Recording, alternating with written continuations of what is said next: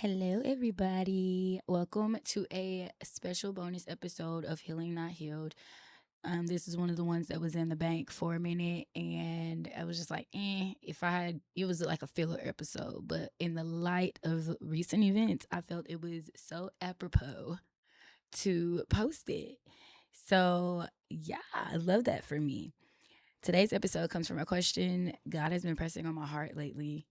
Have you ever settled because you got tired of waiting? And I know in a previous episode I told y'all where I started downloading dating apps because your girl got tired of waiting, child. I got tired of waiting. I was like, look, Lord, I told folks I'm gonna get married in 2027 and it's almost 2026 and I'm not finding anybody, in that space. And God told me I don't need your help. So I was like, okay, all right, yeah. So, whatever. So here we are. But, you ever got tired of waiting, not because, God changed his mind, not because the promise disappeared, not because the door closed, but because waiting became uncomfortable. Because if we're honest, many of us don't struggle with trusting God's promises.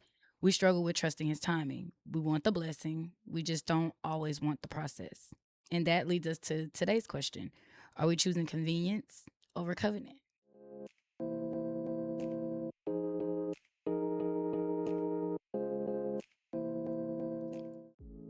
Before we go any further, let's define covenant. A covenant is more than a promise, it's a sacred commitment, a binding agreement, a relationship built on faithfulness, obedience, sacrifice, and trust. The problem is that covenant usually requires patience. Convenience doesn't. Convenience wants immediate gratification, like you make me feel good right now. Convenience wants shortcuts. Convenience wants relief. Convenience says, I want it now. Covenant says, trust God. And that's where many of us struggle. One of the greatest examples of this is Jacob. Genesis 29 tells us Jacob loved Rachel, not Leah, Rachel. So he agreed to work 7 years for her, for her hand in marriage. 7 years is a long time. Like, I couldn't even be a girlfriend for 7 years. Like, I gave my ex-husband that date. I was like, hey, 7 years, I'm not nobody's living long-term girlfriend. Even in that, 7 years is a long time. 5 years is a long time to play boyfriend, girlfriend. Notice I said play boyfriend, girlfriend. Can you imagine waiting for 7 years, though? For anything. The Bible says those 7 years felt like only a few days because of how much he loved her. So beautiful. Then after all that waiting, I'm still learning the biblical name, so we're gonna call him Laban, because that's how I interpret it. Laban deceives him. Jacob wakes up married to Leah. Now imagine if Jacob had decided, well, this is good enough. Maybe I should just settle. Maybe this is what got me. I mean, he got a wife. Why not? That's kind of really the ultimate goal, to get the wife. You got the wife, so why not settle with what you got? Be happy with what you got. But he didn't. He worked another 7 years for that girl. 14 years total. Must be nice. Because he knew what he was waiting for. And I wonder how many times we've accepted a Leah because we got tired of waiting on Rachel. Not just in relationships, though. Cool your jets. In careers, in healing, in purpose, in ministry, in friendships, in the things God has spoken over our lives. We just want what we want. And, it is what it is. Because sometimes we settle because we're exhausted. You know how many times I go in my prayer closet and I tell God, I'm like, God, I'm tired. Like, this isn't a physical tiredness, but a spiritual tiredness. But not because, God changed his promise. It's pure spiritual exhaustion. And if I'm being transparent, this lesson became incredibly real for me a couple of weeks ago. Because my little sister got engaged, y'all. I'm finna get a new brother-in-law. I'm so excited. And before I say anything else, let me be completely clear. I am so happy for my sister. Like, I kept saying to my mom, was like, if anybody deserves this, it's her. Like, holding this secret for so long was amazing, and it's wonderful. And I'm putting this out here after she shares, because that's her business. But I'm telling you now, like, y'all, my sister got engaged. I'm so happy for her. Watching her step into this new season has just been so beautiful, but it also caused me to reflect, not compare, not at all. Because if you meet them, they're just the perfect things for each other. I love that. But to reflect, because many of you know my story. I've talked about healing after divorce. I've talked about dating. I've talked about waiting, still waiting. There was a season where I wasn't sure I even wanted marriage again. And a season where our marriage looked like a very real thing. Then God healed parts of my heart and restored that desire. So naturally, watching someone close to you receive something you've prayed for caused you to think. And what I realized was I don't want marriage more than I want God's will. I don't want a ring that bad. I don't want a man that bad.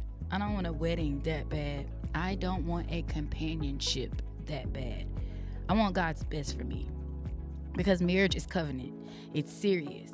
And if God has taught me anything through Project 33, through heartbreak, through disappointment, through healing, and through waiting, it's this: I would rather spend extra time in the waiting room of God's will than spend years trying to escape a decision I made out of impatience.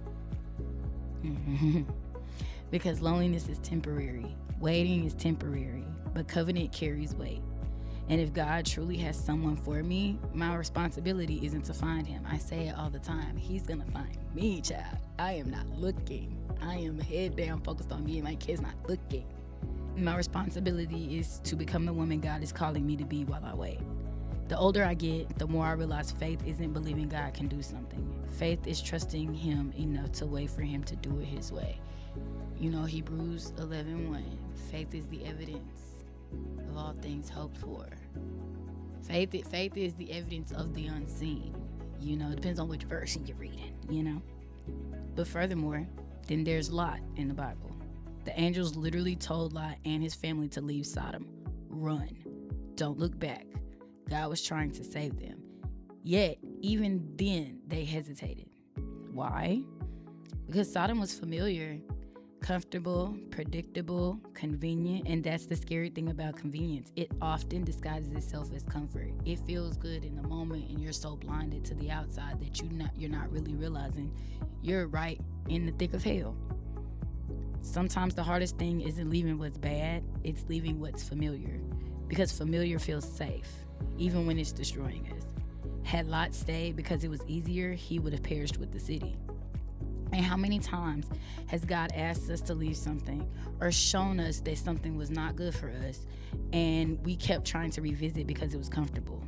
A habit, a relationship, a mindset, a version of ourselves. Convenience says stay, covenant says go. And while we're talking about on the topic of covenant, Pastor Jerry Flowers said something so crazy about like discerning the counterfeit and the covenant. If you're trying to leave the counterfeit and expecting the counterfeit to leave, the counterfeit will never leave. The counterfeit is here to make you be comfortable where you are, so you can't step into the promise that God has for you. So you can't step into the covenant. The counterfeit is not leaving on its own. It's going to stay around. As long as you answer, it's going to stay around. As long as you give it any kind of attention or life, it's going to stay around. So that convenience is, counterfeit is convenience.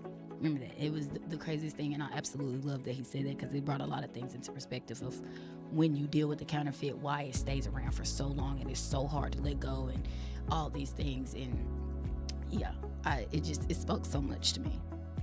And while we're talking about relationships, let's go just a little deeper. Sometimes convenience isn't settling for the wrong person. Sometimes convenience is refusing to be alone long enough for God to heal you. Because if we're honest, some people jump from relationship to relationship, situationship to situationship, talking stage to talking stage, because they don't want to sit in the waiting season. They don't want the silence. They don't want the loneliness. They don't want to face the trauma. They don't want to confront the wounds. And if we're not careful, we'll use people as distractions from the work God is trying to do within us. I've learned that healing requires stillness. Healing requires reflection. Healing requires accountability. Healing requires letting God reveal things about you that you may not want to see. And boy, has he been revealing, child. That's uncomfortable. It's much easier to find another person. It's much easier to stay busy. It's much easier to seek validation. But eventually, whatever hasn't healed will show up in the next relationship. And then the next one. And then the next one. Because people don't heal us. God does. It's like when you say you want someone to be your peace, well, you're doing it all wrong, because if you're relying on another person, another piece of flesh to be your peace, you're missing the whole point of God giving you the peace that surpasses all understanding. Jehovah Shalom, you're Prince of Peace. You're missing that.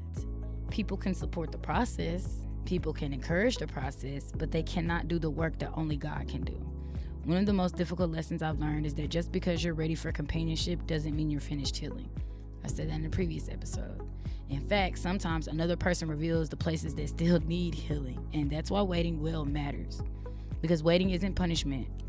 Waiting is preparation.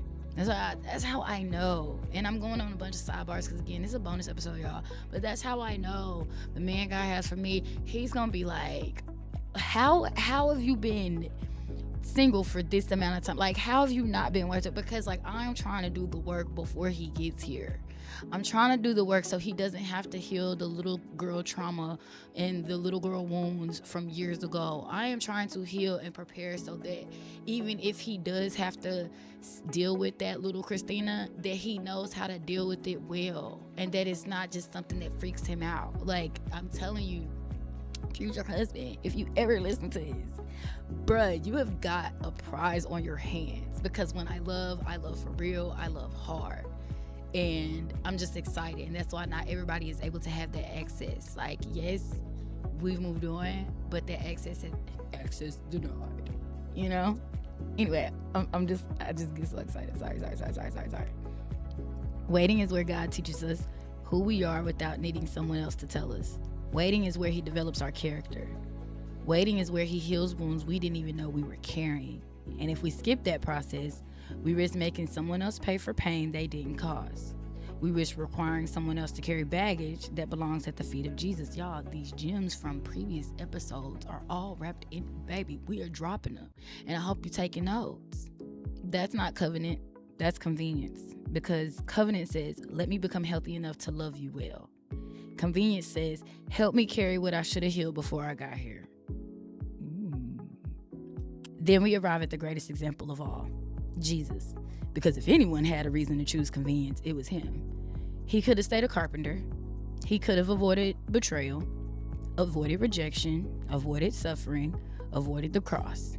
In the Garden of Gethsemane, Jesus prayed, Father, if you are willing, take this cup from me.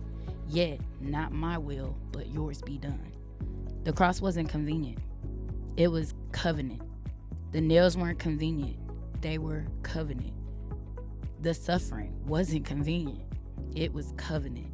And because Jesus chose covenant over convenience, we have salvation. We have grace. We have redemption. We have access to the Father. And that's where God challenged me, because convenience often sounds reasonable. It sounds practical. It sounds safe. But beneath convenience is often fear. And guess what? God didn't give us a spirit of fear. Fear of waiting, fear of disappointment, fear of missing out, fear that God won't come through, or even worse, a lack of faith we didn't know we had. Because when the waiting gets long enough, we start trying to help God. We start forcing doors open. We start creating plans God never asked for. We start settling for good enough. But God's best is rarely found through the impatience. And I don't know about y'all, but I don't want to settle. I've tried settling before. I have settled before. I've rushed before. I've tried to help God before, because, I felt like he could have used a sprinkle of Christina help, but he snatched me by my neck with that one. And every single time, it cost me more than the waiting ever would have. So no, I don't want what's convenient. I want what's covenant. I want God's best for me. And when that day comes, I want to be able to look at the man standing across from me and know without a shadow of a doubt that God's hand is all over it. Not because I forced it, not because I manipulated it, not because I got tired of waiting and settled for what was available, but because God orchestrated it, because he handpicked him, because he found me, because he chose me, and because after choosing me, he continues choosing me every single day. That's covenant, and that's worth waiting for. So if you're in a waiting season right now, do not despise it. Don't be like them children of Israel and complain and think you're finna go to the promised land and God kill all that noise. Don't rush it. Don't try to skip it. Because the same God who gave the promise is the same God who is preparing you for it. And what God has for you will never require till you abandon his will to obtain it. So I'll leave you with this question, because I'm asking myself this as well every time I even think about it. What have you been tempted to settle for because waiting became inconvenient? A relationship, a job, a dream, a calling, a healing journey, a season of singleness. Whatever it is, don't trade God's best for temporary comfort. Don't mistake delay for denial. And don't allow the discomfort of waiting to convince you to abandon what God promised, because covenant may cost more in the moment, but convenience usually costs more in the end. And every time in scripture, God's promise was always worth the wait. And I caught myself praying that the other day, was just like, Lord, whenever you decide to bring me who's meant for me, I want it to, like, it's gonna feel like everything I went through in my life was worth it for this moment. Like, it has to be, I want it to be so loud and so obvious, like everything I went through was worth it for this moment. It's just, that's, y'all know me, I'm gonna stay prayed up. But thank you so much for spending this time with me in this little special episode. And if this episode encouraged you, challenged you, or reminded you to trust God a little deeper, make sure you share it with someone who may need it. And remember, faith isn't just believing God can, it's trusting Him enough to wait. Until next time, stay healing.